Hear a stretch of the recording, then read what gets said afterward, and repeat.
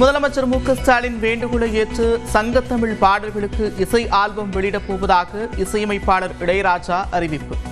அதீத மகிழ்ச்சியால் சென்னையில் நடந்த பாராட்டு விழாவில் அதிகம் பேச முடியவில்லை என்றும் விளக்கம்.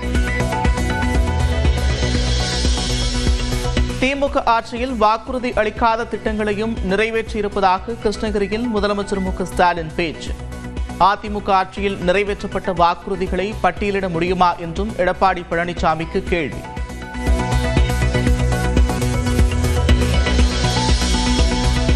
அதிமுக பொதுச் செயலாளர் எடப்பாடி பழனிசாமி நாளை மறுநாள் டெல்லி செல்ல இருப்பதாக தகவல். மத்திய அமைச்சர் அமித்ஷா உள்ளிட்டோரை சந்தித்து பேச வாய்ப்பு.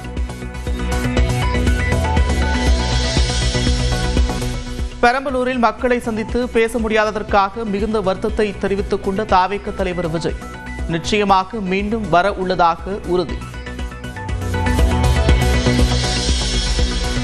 பெரம்பலூரில் மக்களை சந்திக்காத விஜயை கண்டித்து பல்வேறு இடங்களில் ஆங்கிலத்தில் போஸ்டர்.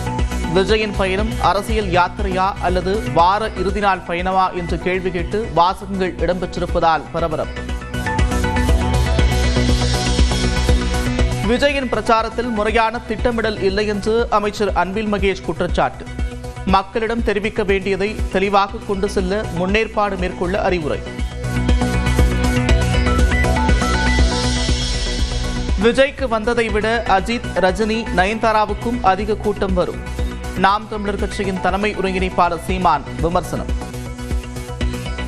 சகோதரர் அஜித் இறக்குனீங்கன்னா இதை விட கூட்டம் வரும். ஐயா ரஜினிகாந்த் வந்திருந்தா இதை விட கூட்டம் வந்துதான் இருக்கும். நயன்தாரா அவர்களை இறக்கிவிட்டா இதை விட 2 மடங்கு கூட்டம் தான் வரும். நீங்க அதை கூட்டத்தை பார்க்காது, முன்வைக்கிற கொள்கையை பாருங்க. தமிழ்நாட்டில் விஜய் தலைமையில் கூட்டணி அமையும். அமமுக பொதுச் செயலாளர் டிடிவி தினகரன் திட்டவட்டம். ஜிஎஸ்டி சீர்திருத்தம் மூலம் 140 கோடி இந்தியர்களுக்கும் பலன். 8 மாதங்களாக ஆய்வு செய்து முடிவெடுத்திருப்பதாக சென்னையில் நடைபெற்ற நிகழ்ச்சியில் மத்திய நிதியமைச்சர் நிர்மலா சீதாராமன் விளக்கம். தமிழ்நாட்டில் விடுபட்ட மகளிருக்கு ஓரிரு மாதங்களில் கலைஞர் மகளிர் உரிமை தொகை. சென்னையில் நடைபெற்ற திருமண விழாவில் துணை முதலமைச்சர் உதயநிதி ஸ்டாலின் உறுதி.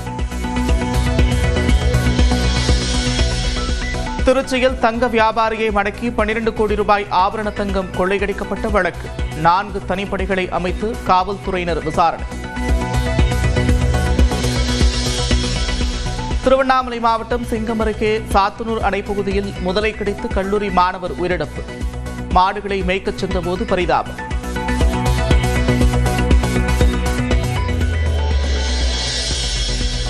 மூன்று நாட்களுக்கு முன்பே தென்மேற்கு பருவமழை வடமேற்கு ராஜஸ்தானின் சில பகுதிகளில் விலக தொடங்கியிருப்பதாக சென்னை வானிலை ஆய்வு மையம் தகவல். தமிழகத்தில் அடுத்த 2 நாட்களுக்கு கனமழை தொடரும் என்றும் அறிவிப்பு.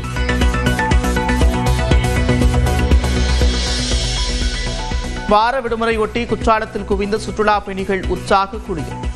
கன்னியாகுமரியிலும் சுற்றுலா தலங்களிலும் குவிந்த மக்கள்.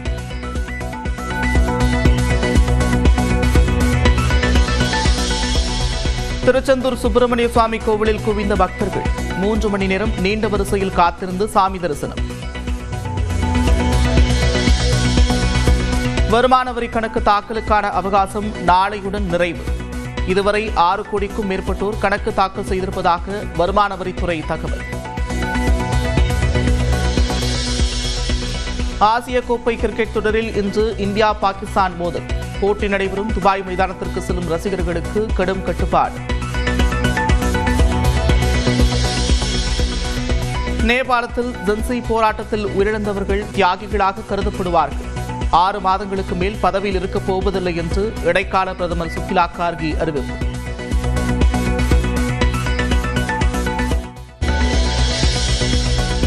முதலமைச்சர் மு.க.ஸ்டாலின் வேண்டுகோளை ஏற்று சங்கத்தமிழ் பாடல்களுக்கு இசை ஆல்பம் வெளியிடப் போவதாக இசையமைப்பாளர் இளையராஜா அறிவிப்பு. அதீத மகிழ்ச்சியால் சென்னையில் நடந்த பாராட்டு விழாவில் அதிகம் பேச முடியவில்லை என்றும் விளக்கம். திமுக ஆட்சியில் வாக்குறுதி அளிக்காத திட்டங்களையும் நிறைவேற்றியிருப்பதாக கிருஷ்ணகிரியில் முதலமைச்சர் மு.க.ஸ்டாலின் பேச்சு. அதிமுக ஆட்சியில் நிறைவேற்றப்பட்ட வாக்குறுதிகளை பட்டியலிட முடியுமா என்றும் எடப்பாடி பழனிசாமிக்கு கேள்வி.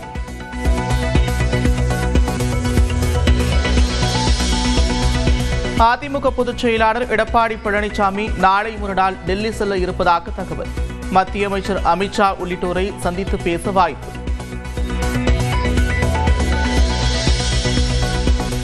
பெரம்பலூரில் மக்களை சந்தித்து பேச முடியாததற்காக மிகுந்த வருத்தத்தை தெரிவித்துக் கொண்ட தாவேக தலைவர் விஜய் நிச்சயமாக மீண்டும் வர உள்ளதாக உறுதி.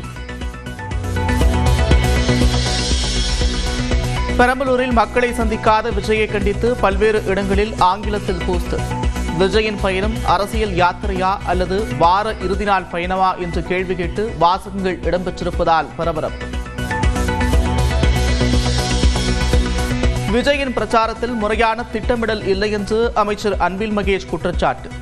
மக்களிடம் தெரிவிக்க வேண்டியதை தெளிவாக கொண்டு செல்ல முன்னேற்பாடு மேற்கொள்ள அறிவுரை. விஜய்க்கு வந்ததை விட அஜித், ரஜினி, நயன்தாராவுக்கும் அதிக கூட்டம் வரும். நாம் தமிழர் கட்சியின் தலைமை ஒருங்கிணைப்பாளர் சீமான் விமர்சனம். சகோதரர் அஜித் இறக்குனீங்கன்னா இதை விட கூட்டம் வரும். ஐயா ரஜினிகாந்த் வந்திருந்தா இதை விட கூட்டம் வந்துதான் இருக்கும். நயன்தாரா அவர்களை இறக்கிவிட்டா இதை விட 2 மடங்கு கூட்டம் தான் வரும். நீங்க அதை கூட்டத்தை பார்க்காது, முன்வைக்கிற கொள்கையை பாருங்க. தமிழ்நாட்டில் விஜய் தலைமையில் கூட்டணி அமையும். அமமுக பொதுச் செயலாளர் டிடிவி தினகரன் திட்டவட்டம். ஜிஎஸ்டி சீர்திருத்தம் மூலம் 140 கோடி இந்தியர்களுக்கும் பலன். 8 மாதங்களாக ஆய்வு செய்து முடிவெடுத்திருப்பதாக சென்னையில் நடைபெற்ற நிகழ்ச்சியில் மத்திய நிதியமைச்சர் நிர்மலா சீதாராமன் விளக்கம். தமிழ்நாட்டில் விடுபட்ட மகளிருக்கு ஓரிரு மாதங்களில் கலைஞர் மகளிர் உரிமை தொகை.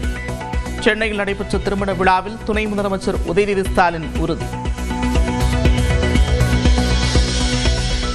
திருச்சியில் தங்க வியாபாரியை மடக்கி 12 கோடி ரூபாய் ஆபரண தங்கம் கொள்ளையடிக்கப்பட்ட வழக்கு.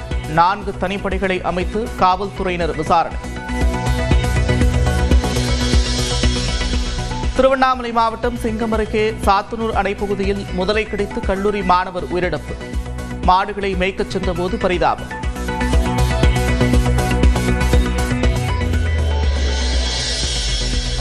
மூன்று நாட்களுக்கு முன்பே தென்மேற்கு பருவமழை வடமேற்கு ராஜஸ்தானின் சில பகுதிகளில் விலக தொடங்கியிருப்பதாக சென்னை வானிலை ஆய்வு மையம் தகவல். தமிழகத்தில் அடுத்த 2 நாட்களுக்கு கனமழை தொடரும் என்றும் அறிவிப்பு.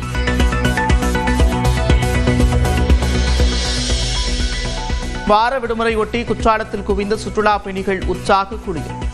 கன்னியாகுமரியிலும் சுற்றுலா தலங்களிலும் குவிந்த மக்கள்.